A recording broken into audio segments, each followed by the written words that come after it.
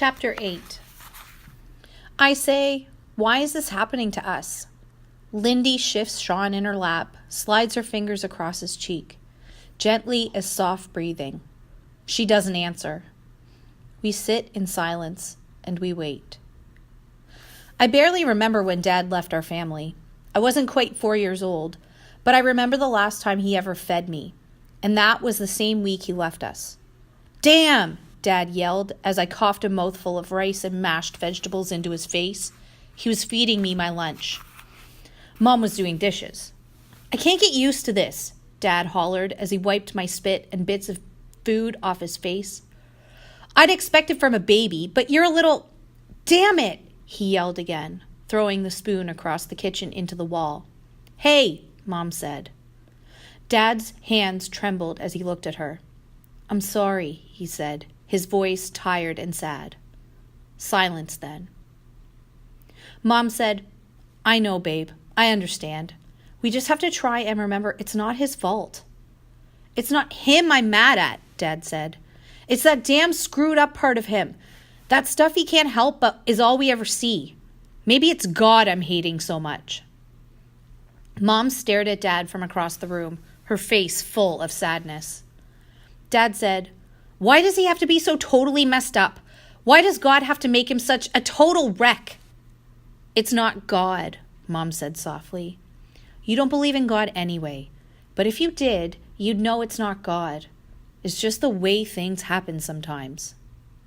I know, Dad said, his voice low and tired. But I can't do this anymore. I can't stand this. Mom looked at Dad for another moment, then turned away. I don't want to hear it, she said, mad, low, and icy. Dad just sat there. I also remember one time when I heard my mom talking about Dad's leaving.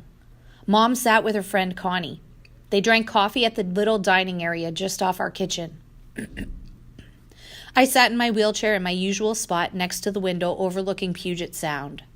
It was a pretty day, blue sky and a clear view of the Olympic Mountains far across the water. Mom sounded very sad.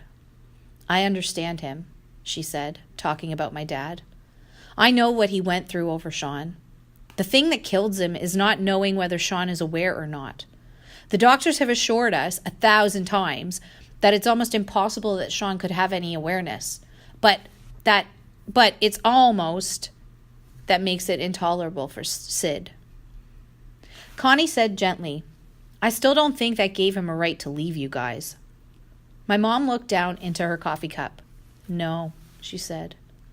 It sure didn't. He's weak and cowardly. Sometimes I hate him. But I know, too, that he just can't stand seeing Sean suffer with the seizures. Sid can't stand the thought that Sean might be trapped inside himself. Even before Dad won a Pulitzer for Sean, he'd won awards. His books of poems, writing in the newspapers and magazines, and teaching literature at the college where he used to work made him seem smart to me. Does he know something that I don't about dying? Would he kill me without being sure it was the right thing to do? Knowing that my dad loves me makes everything even more confusing. Not that it's important, but my dad and I both have double-jointed thumbs.